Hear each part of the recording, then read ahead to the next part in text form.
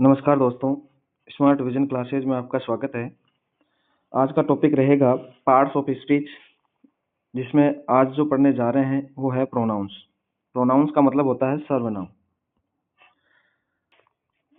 Pronoun की definition: A pronoun is a word used instead of a noun.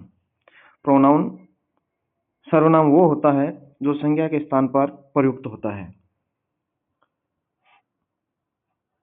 पहला है types of pronouns.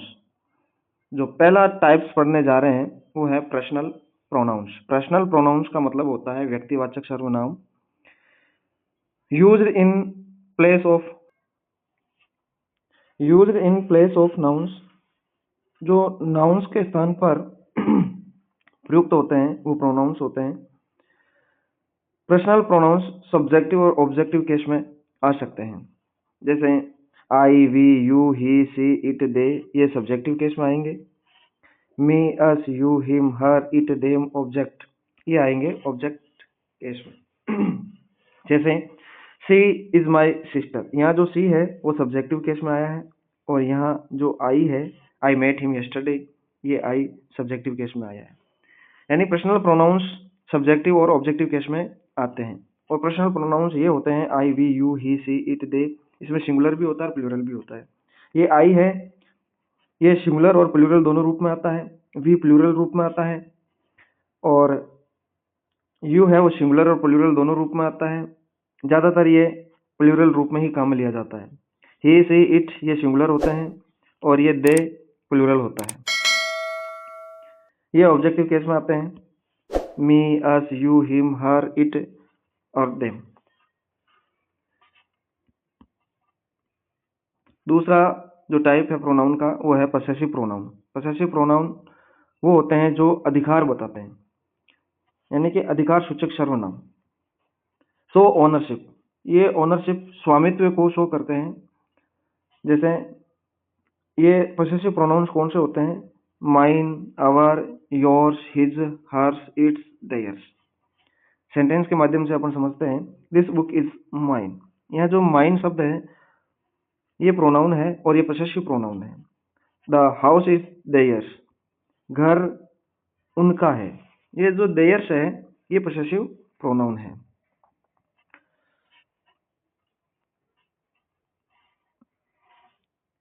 Reflexive pronouns निजवाचक सर्वनाम। Action done by the subject reflects upon the subject, यानी कि subject के द्वारा किया गया कार्य वापस सब्जेक्ट पर ही रिफ्लेक्ट हो, यानी कि सब्जेक्ट के द्वारा कोई कार्य किया जाता है और वही कार्य वापस पुनः सब्जेक्ट पर ही उसका रिफ्लेक्ट प्रभाव पड़े, तो वो रिफ्लेक्सिव प्रोनाउंस होते हैं। जैसे इसमें कौन कौन से हैं? Myself, yourself, himself, herself, itself, ourselves, yourselves, themselves. अब इसमें आपको दिख रहा है एक तो है योर सेल्फ और एक योर सेल्विस। योर सेल्फ तब आता है जब यू को आप सिंगुलर की तरह लेते हैं, और यू को यदि आप प्लूरल की तरह लेते हैं, यदि उस सेंटेंस में प्लूरल की तरह यूज होता है तो योर सेल्विस का प्रयोग होता है। सेंटेंस ही हर्ट हिमसेल्फ, ही हर्ट हिमसेल्फ, ये जो हिमसेल्फ है रिफ्लेक्सिव प्रोनाउन है। आई ब्लेम्ड माई सेल्फ, यानी कि ही हर्ट हिमसेल्फ, उसने अपने आप को चोट पहुंचा ली, उसने खुद को चोट पहुंचा ली। आई ब्लेम्ड माई सेल्फ, मैंने अपने आप पर आरोप लगाया। ये अपने आप पर, खुद पर, स्वयं पर, ये इस तरीके से जो प्रोनाउन का यूज होता है वो होता है रिफ्लेक्सिव प्रोनाउन। एम्फेटिक या इंटेंसिव प्रोनाउंस बल सूचक सर्वनाम। एम्फेटिक प्रोनाउंस रिफ्लेक्सिव प्रोनाउंस की तरह ही होते हैं, लेकिन उनका यूज है वो अलग तरीके से होता है। यानी कि emphasize the subject same form as reflexive, यानी कि रिफ्लेक्सिव की तरह इनकी फॉर्म होती है, लेकिन ये सब्जेक्ट पर एम्फेसाइज जोर देने के लिए किया जाता है।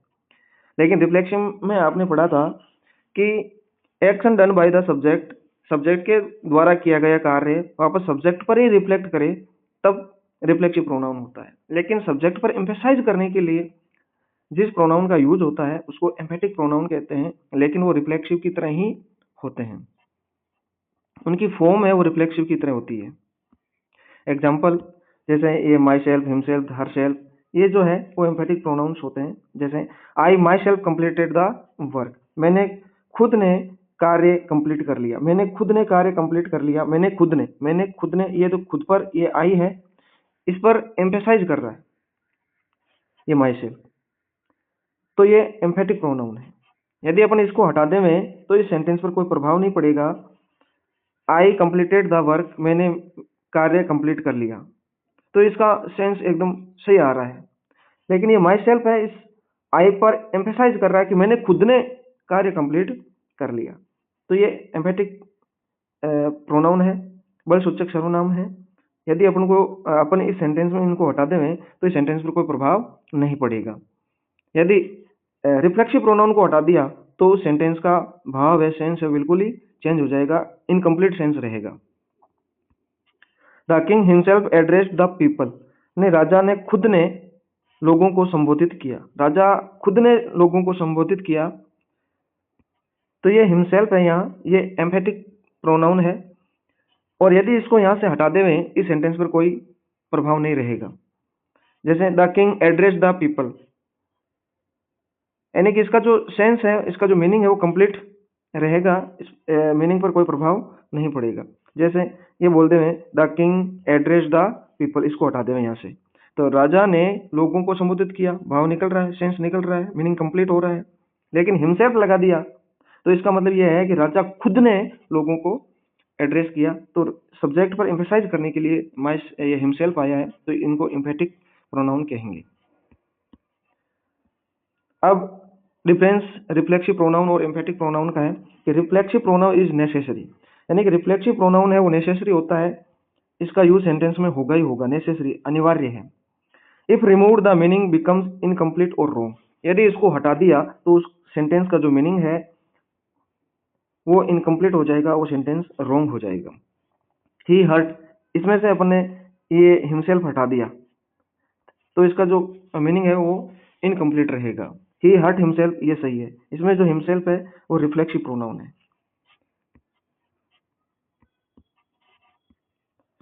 Emphatic pronoun is not necessary, emphatic pronoun necessary नहीं होते हैं, उनको हटाया जा सकता है, सेंटेंस के मीनिंग पर कोई प्रभाव नहीं रहेगा, मीनिंग इनकम्प्लीट नहीं रहेगा, रॉन्ग नहीं रहेगा। जैसे emphatic pronoun is not necessary if remove the sentence still remains correct, यदि उसको हटा दिया तो सेंटेंस करेक्ट रहेगा। आई सॉल्व द प्रॉब्लम, मैंने प्रॉब्लम सोल्व कर दी, इसमें जो एम्फेटिक प्रोनाउन है वो हटा दिया है। I myself solve the problem, मैंने खुद ने प्रॉब्लम सोल्व की, तो ये माई सेल्फ यहाँ लगाया है, तो ये एम्फेटिक प्रोनाउन है, रिफ्लेक्सिव प्रोनाउन नहीं है। आप सेंटेंस में ऐसे यूज करके हटा के पता लगा सकते हैं कि ये रिफ्लेक्सिव प्रोनाउन है या एम्फेटिक प्रोनाउन है। ये डिफरेंस है रिफ्लेक्सिव प्रोनाउन और एम्फेटिक प्रोनाउन का। फिर नंबर 5 है डेमोन्स्ट्रेटिव प्रोनाउंस, संकेतवाचक सर्वनाम। संकेतवाचक सर्वनाम में this, that, this, those, this, that, this, those, ये 4 आपको ध्यान रखने हैं। ये आपने कक्षा 2, 3, 4, 5 से पढ़ते आ रहे हैं कि दिस, डेट, दिस, दोज का प्रयोग आपने शायद सीखा भी है, पढ़ा भी है, खूब पढ़ा है और सिखाया भी है। लेकिन ये कभी कभी सर्वनाम के रूप में आते हैं और कभी कभी एडजेक्टिव के रूप में आते हैं, उनमें डिफरेंस क्या होता है वो इसमें अपन पढ़ेंगे। पॉइंट आउट पर्सन्स और थिंग्स, यानी कि किसी भी पर्सन और थिंग्स को पॉइंट आउट करता है तब दिस, डेट, दिस, दोज का प्रयोग किया जाता है। ये आपको पता होना चाहिए कि जो दिस है और डेट है वो सिंगुलर होते हैं, और दीज है और दोज, दीज और दोज ये प्लूरल होते हैं। ये चीज आप ध्यान रखेंगे कि दिस और डेट तो सिंगुलर होंगे, यानी कि एक वचन होंगे, और दीज और दोज है वो प्लूरल होंगे।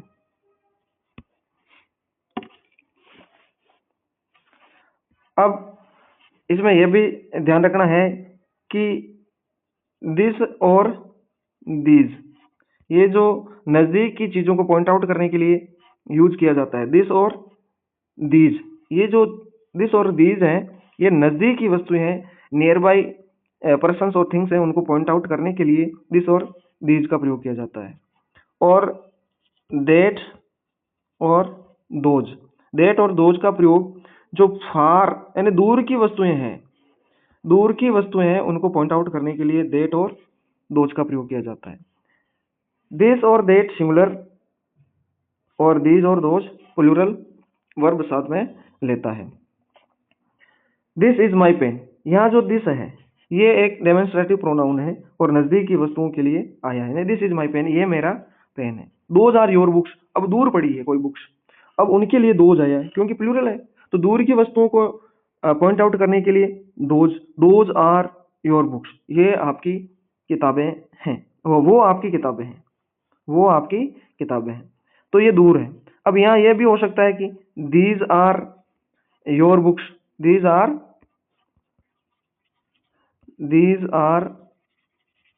योर बुक्स, ये भी हो सकता है।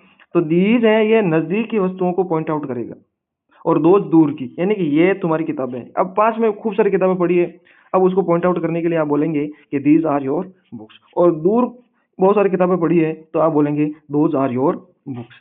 अब नजदीक में एक किताब है तो आप बोलेंगे this is your book, this is your book.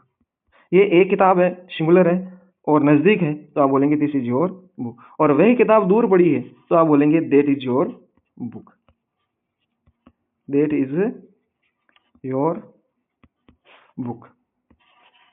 तो ये दिस दैट दिस दोज ये यहाँ प्रोनाउन के रूप में आए। ये देख लीजिए आप, दिस दोज इनके तुरंत बाद वर्ब आ रही है, इज आर वॉज वर, ये जो तुरंत बाद वर्ब आ जाती है तो ये आपको पता होना चाहिए कि ये प्रोनाउन है, और प्रोनाउन कौन सा है, डेमोन्स्ट्रेटिव प्रोनाउन है। यदि इसके साथ में कोई नाउन आ जाता है तो फिर वो प्रोनाउन नहीं रहता है, फिर वो एडजेक्टिव बन जाता है। जैसे आप बोलते हैं कि this book is mine, this book is mine, तो यहाँ ये दिस अकेला नहीं आया, इसके साथ में कोई नाउन आया है, तो यहाँ दिस है वो डेमोन्स्ट्रेटिव एडजेक्टिव है, न कि डेमोन्स्ट्रेटिव प्रोनाउन।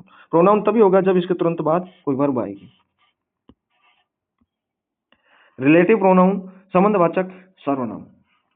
रिलेटिव प्रोनाउन संबंध बताते हैं, use to introduce a relative clause and relate it to a noun, यानी कि ये रिलेटिव क्लोज को इंट्रोड्यूस करता है, यानी कि रिलेटिव प्रोनाउन जहां आता है उसके बाद में वो क्लोज हो जाता है तो वो क्लोज होता है रिलेटिव क्लोज। रिलेटिव क्लोज को इंट्रोड्यूस करने के लिए रिलेटिव प्रोनाउन का प्रयोग किया जाता है और ये किसी नाउन को रिलेट करता है।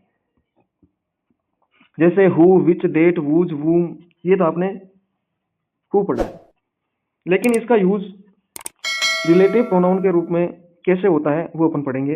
हु, विच, डेट, वूज, वूम, ये किसी नाउन को रिलेट करेगा, ये ध्यान रखना, यानी किसी नाउन के बाद में आएगा और नाउन को रिलेट करेगा, नाउन के बाद में आएगा, तब ये रिलेटिव प्रोनाउन हो जाएगा। जैसे the boy who is playing is my brother, ये वाक्य के बीच में आया हु, अब ये किसी नाउन को रिलेट कर रहा है, यानी कि इससे आगे एक नाउन आया है बॉय, इसे रिलेट कर रहा है, इसके लिए आया हु, यानी the boy who is playing is my brother, लड़का जो खेल रहा है मेरा भाई है। ये अब यहाँ कौन का अर्थ नहीं देगा, ये जो का अर्थ देगा, यानी लड़का जो प्लेइंग खेल रहा है वो मेरा भाई है, तो ये यहाँ हु है वो रिलेटिव प्रोनाउन है। This is the pen which I bought, अब ये जो पेन है वो एक नाउन है, अब इस नाउन को रिलेट करने के लिए ये विच आया है, यानी दिस इज द पेन, ये पेन है, विच आई बोट, जिसको मैंने खरीदा, ये विच है वो रिलेटिव प्रोनाउन है। इसकी एक क्लास लूंगा मैं कि रिलेटिव प्रोनाउन का यूज कैसे होता है, किन किन तरीकों से किया जा सकता है, वो क्लोज में एक मैं क्लास लूंगा, उसमें आपको अच्छी तरीके से पढ़ाऊंगा। सातवां है इंटेरोगेटिव प्रोनाउन। अब देखिए आप, relative pronoun, interrogative pronoun. Relative pronoun जो वाक्य के बीच में आता है और किसी नाउन को रिलेट करता है और रिलेटिव क्लोज को इंट्रोड्यूस करने के लिए रिलेटिव प्रोनाउन का प्रयोग किया जाता है।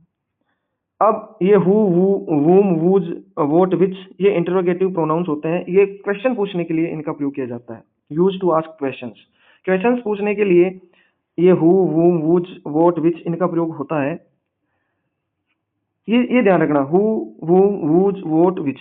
अब कई बार क्या है कि हाउ, वेयर, वेन, वाई ये भी आ जाते हैं, लेकिन ये प्रोनाउन नहीं होते हैं, ये ध्यान रखना। प्रोनाउन तो यही होते हैं, इंटरोगेटिव प्रोनाउन यही होते हैं, हु, वूम, वूज, वोट और विच, ये इंटरोगेटिव प्रोनाउन होता है। ये क्वेश्चन पूछने के लिए इनका यूज किया जाता है और वाक्य के शुरू में आता है, हु इज कॉलिंग यू, आपको कौन पुकार रहा है, व्हाट डू यू वांट, आप क्या चाहते हैं, और इनके बाद में हमेशा लास्ट में क्वेश्चन मार्क आएगा। ये हु और वोट है, ये इंट्रोगेटिव प्रोनाउंस है। अब हाउ, वेयर, वेन, वाई, ये है ना, ये इंट्रोगेटिव एडवर्ब्स है, ये इंट्रोगेटिव प्रोनाउन नहीं है, ये ध्यान रखना। हाउ यानी कैसे, वेयर कहाँ, वेन कब, वाई क्यों। तो आप ये ध्यान रखना कि क्यों, कब, कैसे, कहाँ, इनका अर्थ देने वाले जो WH वर्ड या ये हाउ, वेयर, वेन, वाई ये आते हैं, तो ये इंट्रोगेटिव प्रोनाउन नहीं होते हैं, ये इंट्रोगेटिव एडवर्ब्स होते हैं। क्यों? क्योंकि स्थान, समय, मैनर ये दिखाने वाले जो शब्द होते हैं वो हमेशा एडवर्ब होते हैं। तो ये शो कर रहे हैं, क्यों, कब, कहाँ, कैसे, ये एडवर्ब है। How, where, when, why interrogative adverbs हैं। ये क्या करते हैं कि interrogative adverbs ask about time, place, reason और मैनर। ये टाइम है, प्लेस है, रीजन है और मैनर है, इनको शो करता है, ये बताता है। जब टाइम, प्लेस, रीजन और मैनर ये शो करें तो वो एडवर्ब्स होते हैं। It does not replace a noun, it modifies a verb. यानी कि ये नाउन से रिप्लेस नहीं होते हैं और ये वर्ब को मॉडिफाई करते हैं, वर्ब की विशेषता बताते हैं। एग्जाम्पल जैसे how did you do it, आपने ये कैसे किया। ये जो हाउ है वो ये मैनर बता रहा है कि आपने कैसे किया, ये तो मैनर बता रहा है, तो ये एडवर्ब है। वेयर डू यू लिव, आप कहाँ रहते हैं, तो ये वेयर है, वो प्रोनाउन नहीं है बल्कि इंट्रोगेटिव एडवर्ब है, प्लेस शो कर रहा है। व्हेन विल यू कम, आप कब आओगे, तो ये व्हेन है, वो एक टाइम बता रहा है, ये इंट्रोगेटिव एडवर्ब है। व्हाई आर यू लेट, आप लेट क्यों हो गए, उसका क्या रीजन है, तो रीजन बताने के लिए व्हाई आया है, तो ये इंट्रोगेटिव एडवर्ब है।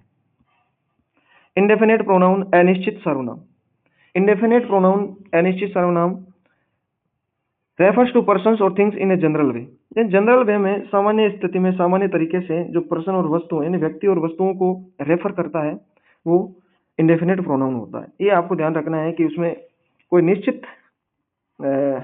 कोई पर्सन और थिंग्स के लिए नहीं आता है, अनिश्चित होते हैं। इसमें आप कंफर्म नहीं बता सकते हैं, जनरल वे में इसका यूज होता है। जैसे someone, anyone, everyone, none, many, few, all, some, ये इस तरीके का जो वर्ड्स हैं ये प्रोनाउंस होते हैं। और ये प्रोनाउंस कौन से होते हैं? इंडेफिनेट प्रोनाउन होते हैं। जैसे एवरीवन वाज प्रेजेंट, हर व्यक्ति या हर कोई उपस्थित था। फ्यू नो द ट्रूथ, यानी कुछ ही लोग, न के बराबर लोग हैं वो सत्य जानते हैं।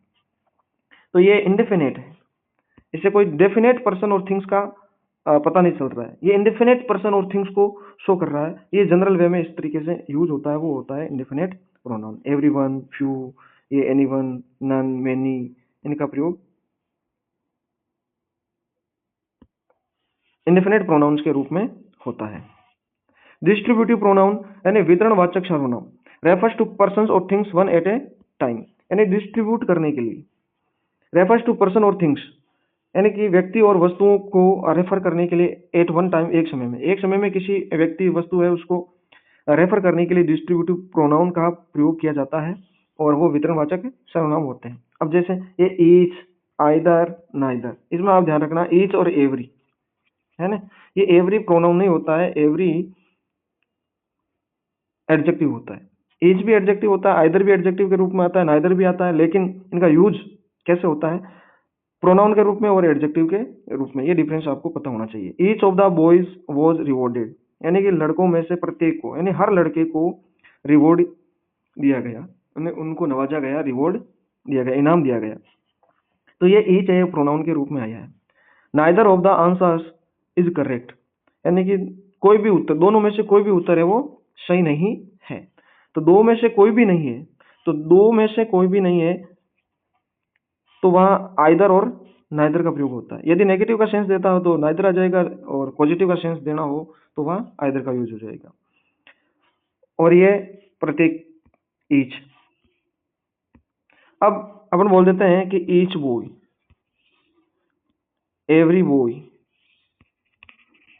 अब देखिए ये बॉय और ये बॉय, इनसे पहले एवरी और ईच आया है, यहाँ ये प्रोनाउन नहीं है। यदि किसी नाउन से पहले ईच और एवरी आ जाता है तो वो नाउन नहीं होते हैं, वो एडजेक्टिव हो जाते हैं, फिर वो डिस्ट्रीब्यूटिव एडजेक्टिव हो जाएंगे। और यहाँ ये अकेले आए हैं ईच, ये pronoun preposition of the boys. ये इस तरीके से प्रीपोजिशन के बाद में कोई नाउन आए तो कोई दिक्कत नहीं, लेकिन बीच में प्रीपोजिशन आ गया है, ऑफ आ गया है, तो ये एक नाउन के रूप में आया है। यदि यहाँ ये ऑफ द नहीं आता और यहाँ बॉय होता तो ईच बॉय वॉज रिवॉर्डेड, तो यहाँ ये ईच है वो एडजेक्टिव बन जाता, डिस्ट्रीब्यूटिव एडजेक्टिव बन जाता। यहाँ अभी ये डिस्ट्रीब्यूटिव प्रोनाउन है। अब यही ऐसे होता कि नाइदर बॉय, तो ये नाइदर है वो डिस्ट्रीब्यूटिव एडजेक्टिव हो जाता। यहाँ ये प्रोनाउन है। रेसिप्रोकल प्रोनाउन परस्परवाचक सर्वनाम जो म्यूचुअल एक्शन और रिलेशनशिप को शो करता है। म्यूचुअल एक्शन और रिलेशनशिप को शो करने वाले दो ही वर्ड हैं, वो होते हैं रेसिप्रोकल प्रोनाउन, जैसे ईच अदर, वन अनदर। ये रिलेशनशिप शो कर रहे हैं, म्यूचुअल एक्शन शो कर रहे हैं, तो ये रेसिप्रोकल प्रोनाउन हो जाएंगे। ये याद रखना, ईच अदर और वन अनदर।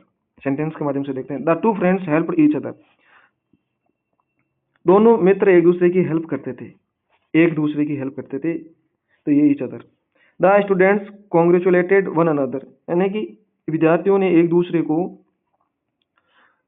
बधाई दी, तो ये वन अनदर और ईच अदर। वन अनदर होता है, ईच अदर होता है, ये ध्यान रखना, ईच अनदर नहीं होता है, ईच अदर और वन अनदर। ये रेसिप्रोकल प्रोनाउन होते हैं। अब एक पर्सनल प्रोनाउंस की सारणी है, एक टेबल बनाई हुई है, उसको इस तरीके से आप देखें। जैसे